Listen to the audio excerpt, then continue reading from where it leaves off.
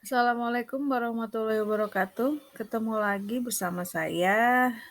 Di sini saya akan membahas mengenai pemecahan masalah siswa yang berkaitan dengan peningkatan motivasi belajar.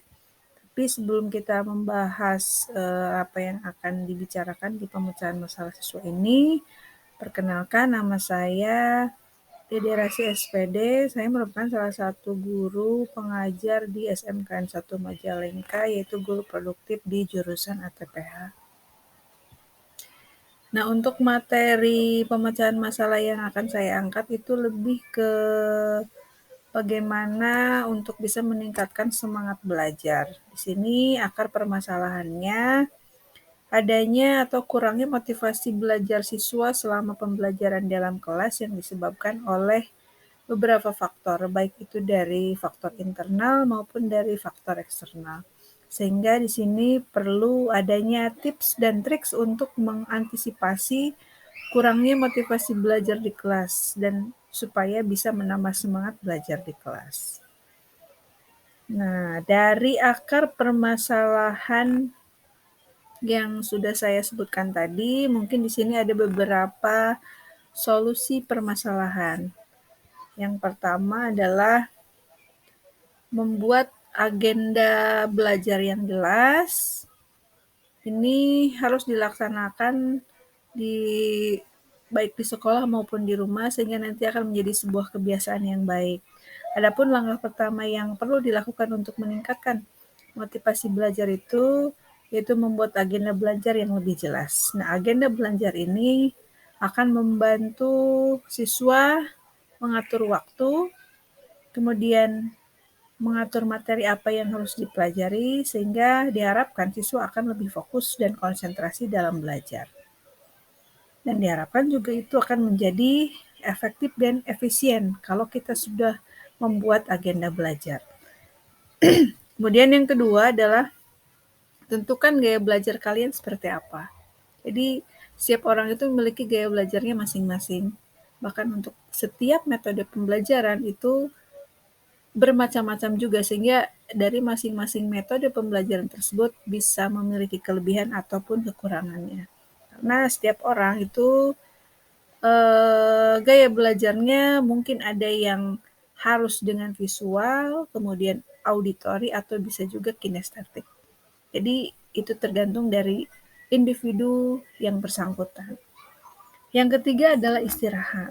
Nah, kenapa istirahat merupakan salah satu solusi permasalahan untuk menangani kelemahan dalam memotivasi belajar? Nah, salah satu faktor pentingnya adalah kalau seandainya kita belajar terus-menerus, mungkin ada rasa bosan yang membuat otak dan tubuh kita menjadi lebih lelah. Nah, ketika tubuh lelah, proses pembelajaran itu tidak akan maksimal, sehingga diperlukan waktu untuk istirahat atau rehat.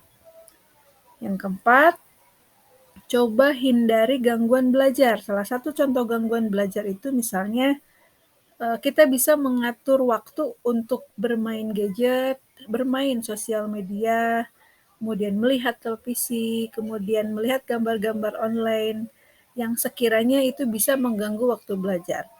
Atau bisa juga kita menghindari kumpulan orang-orang atau keramaian, sehingga usahakan tidak ada sesuatu di sekeliling kita yang bisa mengalihkan konsentrasi belajar. Itu yang keempat. Kemudian yang kelima, cari suasana yang tepat. Nah, artinya jika ingin kita berhasil mengontrol diri sendiri dalam memotivasi belajar, biasanya carilah tempat-tempat belajar yang sekiranya nyaman dan membuat kita fokus untuk belajar. Atau kalau perlu, silakan putarlah musik, mau musik yang disukai, apakah itu musik klasik, musik apapun yang memang benar-benar kita sukai sehingga membuat suasana menjadi lebih tenang dan damai. Sehingga kalau seperti ini itu bisa menentukan suasana hati dan juga suasana belajar terhadap diri kita sendiri.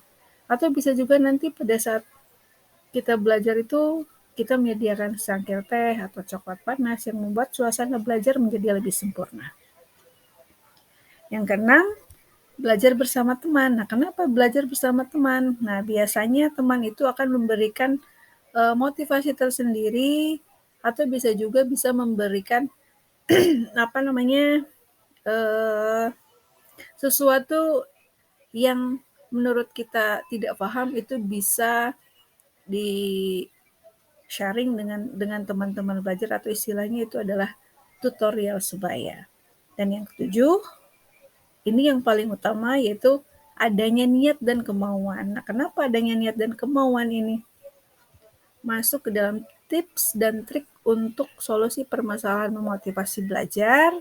Nah, salah satunya adalah kemauan yang kuat, niat yang bagus itu akan melatih kegigihan dan kepercayaan diri. Sehingga kedepannya kita tidak mudah menyerah dan selalu mengikuti proses yang sudah ada. Dan ini diperlukan komitmen untuk bisa mencapai sesuatu tersebut. Nah, dari hasil pemecahan masalah tersebut, nah ini diharapkan dengan adanya tips dan trik yang sudah saya sebutkan tadi, nah itu bisa menambah semangat belajar dan bisa meningkatkan prestasi belajar. Nah, mungkin itu pemecahan masalah siswa yang mungkin sering timbul dalam kegiatan belajar mengajar. Semoga bermanfaat. Terima kasih sudah menonton dan jangan lupa like and subscribe-nya.